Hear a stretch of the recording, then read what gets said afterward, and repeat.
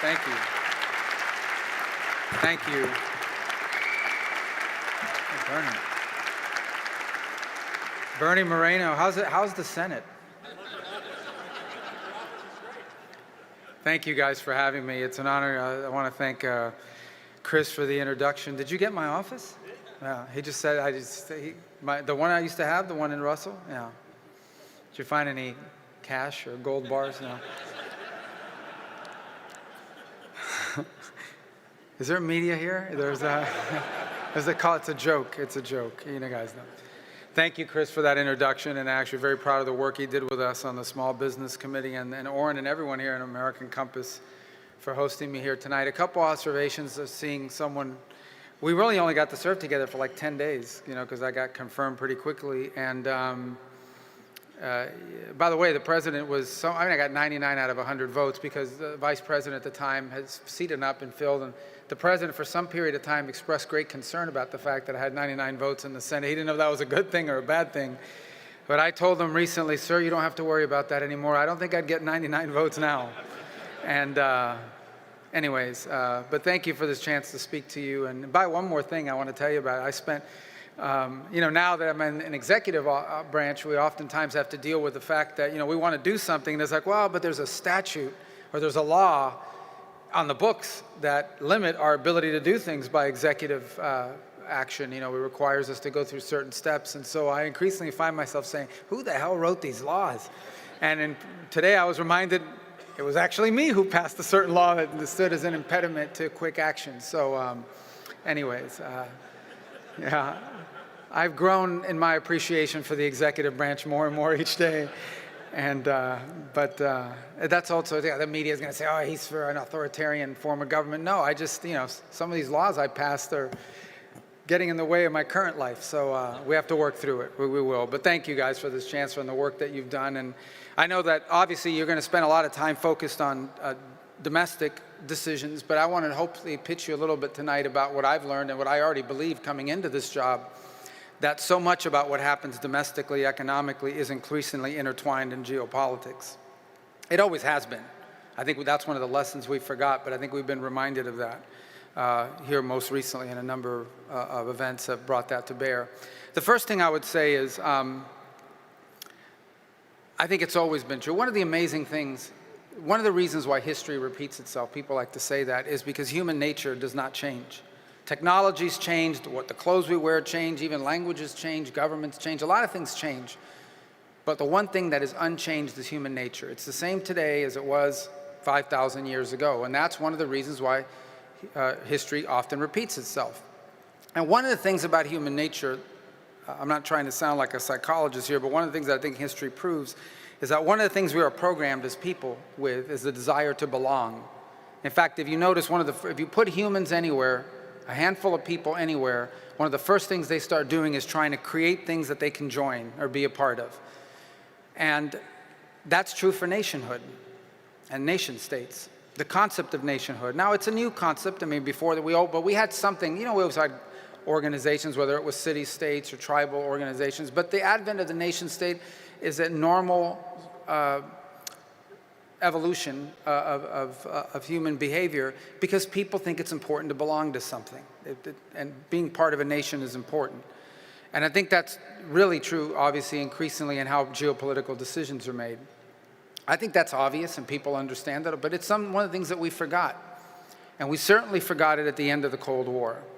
If I can take you back to the end of the Cold War, and understand, for me, these are formative years because I grew up in the 80s, probably the greatest decade ever, confirmed by yeah.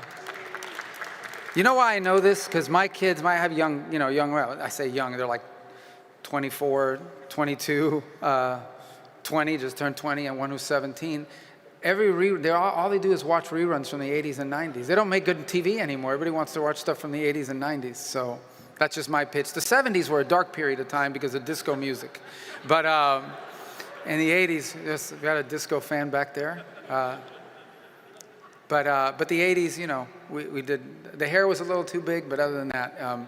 But going back, the 80s, you grew up, and I remember in 1983, now I'm aging, I just turned 54. I feel 55, but must be 1983. Do you guys remember a movie called oh gosh, what was it? It was about nuclear war.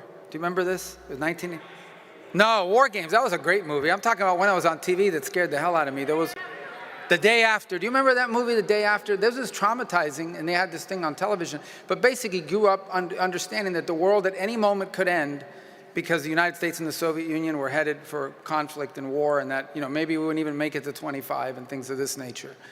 I forgot about War Games. War Games is another good movie where this guy hacks into the computer. This was an 80s hacker. This was not, I can remember the phone and the modem, and what was that actor? It was the same, Matthew Broderick. It's a great movie.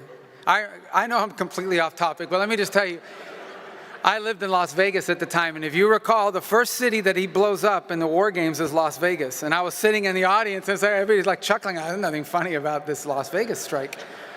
In any event, so this is where we grew up. And then in 1989 and 1990 and 91, it was my first years in college, and literally the entire world just transformed before my very eyes. Understand, you grow up your whole life and like the whole world is about the Soviet Union, and all of a sudden the Soviet Union no longer exists.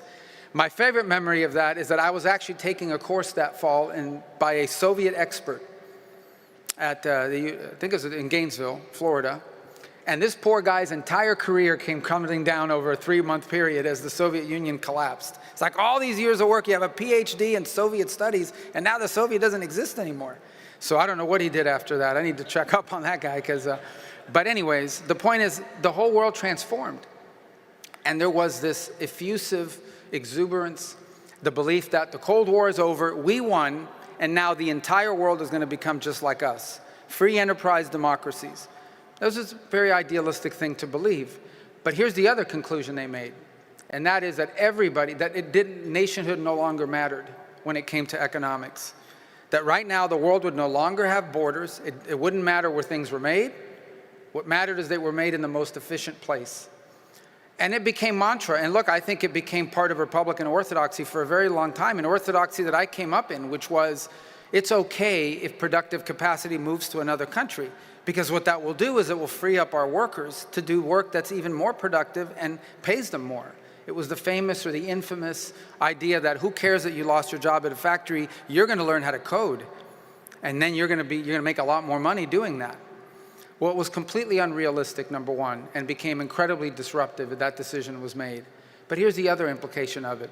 It robbed the nation of its industrial capacity, of its ability to make things. And its industrial capacity and its ability to make things has two ramifications. The first is it hurts your economy. It hurts your country. It robs people of jobs, and the transition is not nearly as easy, but it also ends up becoming corrosive and destructive to communities. And as a result, we had a Rust Belt. We had places that were gutted. And we had families that for generations had worked in a certain field or for a certain company, and all of a sudden that company or that field vanished because it moved somewhere else where it was cheaper to do, and those jobs were gone, and obviously became incredibly destructive, not just for the United States, by the way, but for many nations in the industrialized West. But the other thing it robbed us of is the ability to make things, which is a national security impairment, and a very significant one.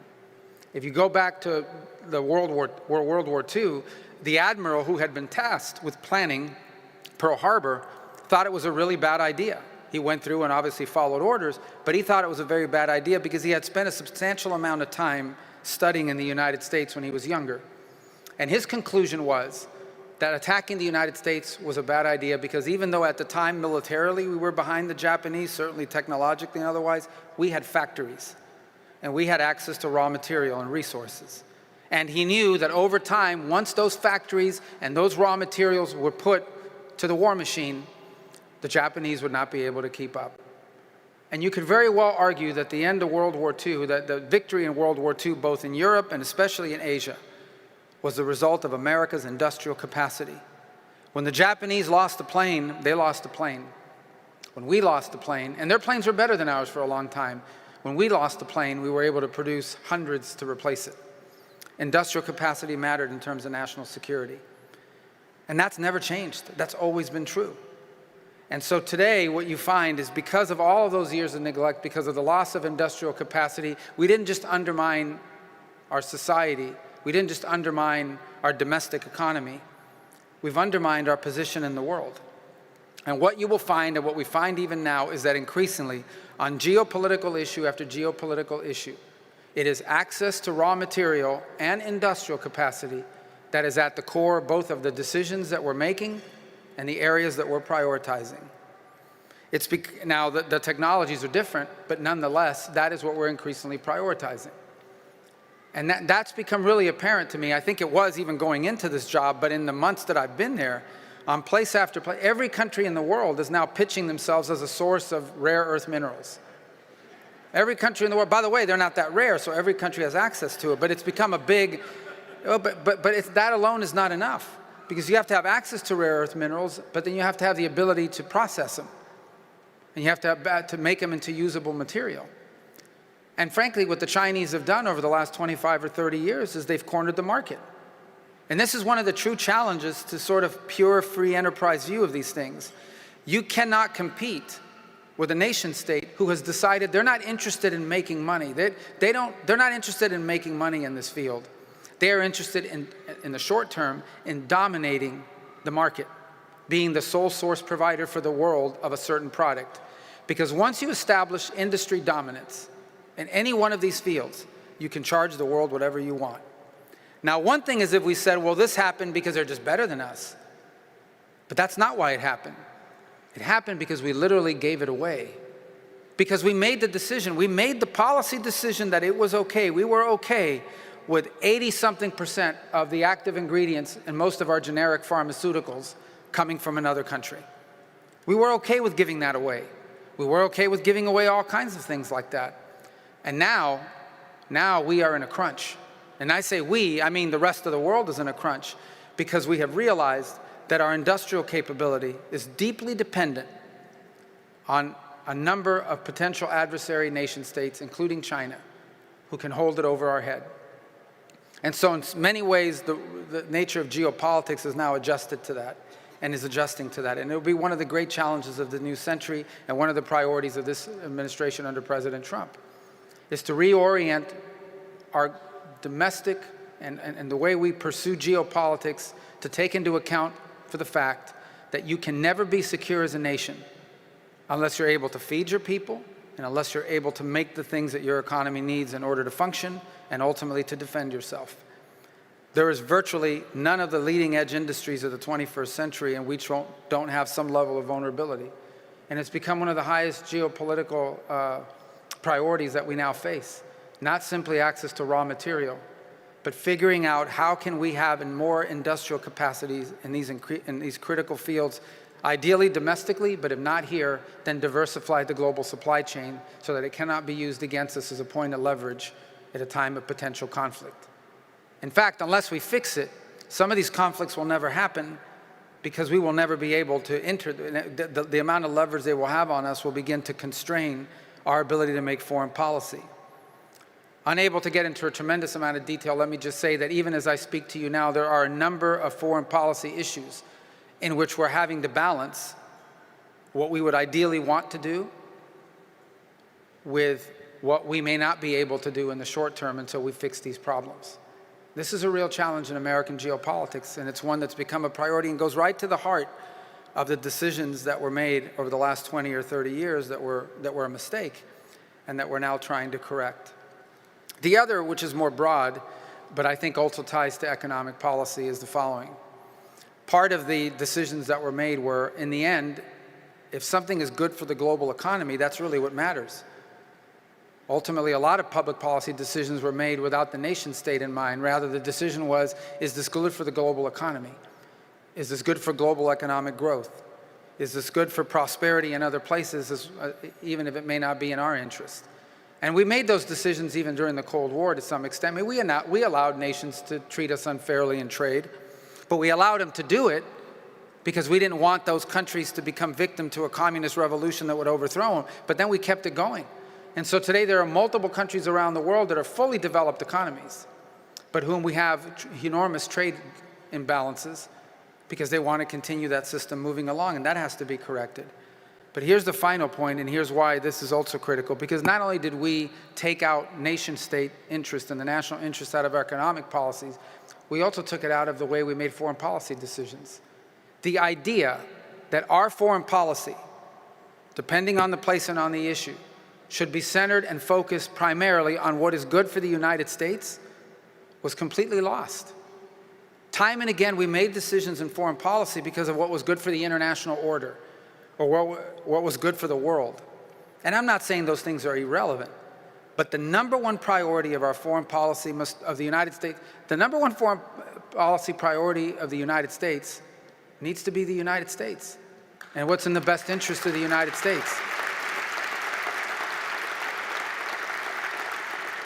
That's not isolationism, that's common sense. On the contrary, in order to do that, we have to engage in the world. But we need to engage in the world in a way that prioritizes our national interest above all else. And the reason why we do that goes back to my point at the outset of this with human nature. And that is that that's what other countries do all the time. Virtually every single nation state we interact with prioritizes their national interest in their interactions with us.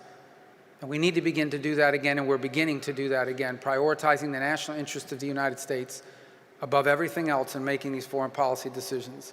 And I'll close by saying that's where foreign policy works best.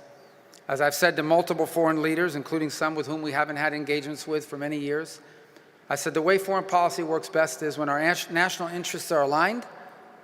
When they're aligned, that's where we have incredible opportunity for partnership together.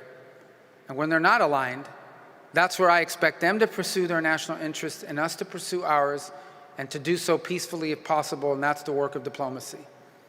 And so I think the work you have done to reorient our thinking towards the national interests, both in our domestic economic policies as well as in our foreign policies, is critical work for 21st century conservatism. And I thank you for all the work you've provided. You've done great work. When no one else was talking about these things, when no one else was providing the material that allowed us to build public policy and challenge thinking, you were doing it. And I encourage you to continue to do it, because this is going to be the work of a generation. There's still much work to be done. We are in the midst of an important and long overdue realignment in our thinking in American politics. And it takes organizations like American Compass to drive the innovation and the thinking. And we appreciate everything you've done up to this point and encourage you to continue to do that. And one of the people who has really been a leader in this regard, someone who I actually got to know as part of this project and this thinking, back when he was only a best-selling author and not even a political figure yet, is our current vice president, who is doing a phenomenal job, and someone who I've grown tremendous, my admiration for him has grown tremendously. I admired him before. I admired him in the Senate. I admire him a lot more now as vice president, because I think vice presidents are just more impressive than senators, Bernie. That's how but I can say that now that I got 99 votes, because I don't need their votes anymore. But the vice president's doing a phenomenal job, and I think is one of the most powerful and clearest voices in the world, really at the edge, at the leading edge of this new thinking in American politics. And it's my honor to serve with him in this administration, and it's my honor to invite him onto the stage now to speak to all of you. So thank you for the opportunity to be here. Ladies and gentlemen, the Vice President of the United States, JD Vance.